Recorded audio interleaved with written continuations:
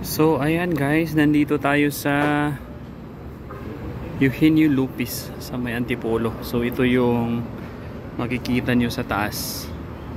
Yan. So usually pag may mga pupuntahan ka dito sa Antipolo area, mga overlooking, yan lang ang makikita mo.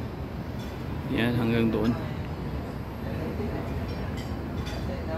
O diba? So yung mga building na yun, nakikita na yun. Yun. Siguro na yung mga Ortigas, ganun. Siguro dyan banda. Tapos Makati, doon banda.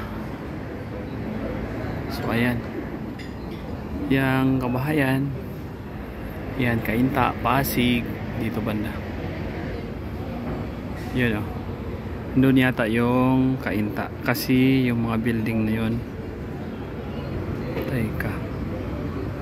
Hindi ako sure. Pero tingin ko yan dyan banda ang Pasig.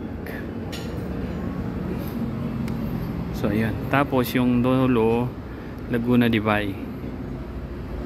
Ayan. Ito po yung makikita dito sa Eugenio Lupis. Ayan. May swimming pool. Overlooking. Mga pwedeng mag date dyan. Yan.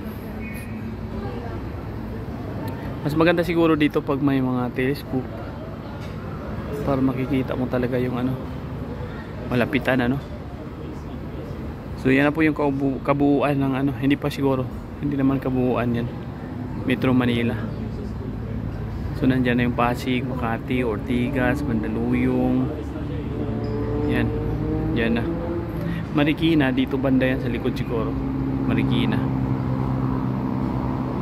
So ayan, update ko lang sa inyo para naman makita nyo kung ano yung makikita dito sa taas ng Eugenio Lupis na hotel and resort yata ito.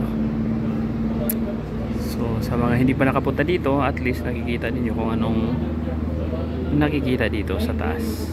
Okay, thanks for watching. Don't forget to like and subscribe.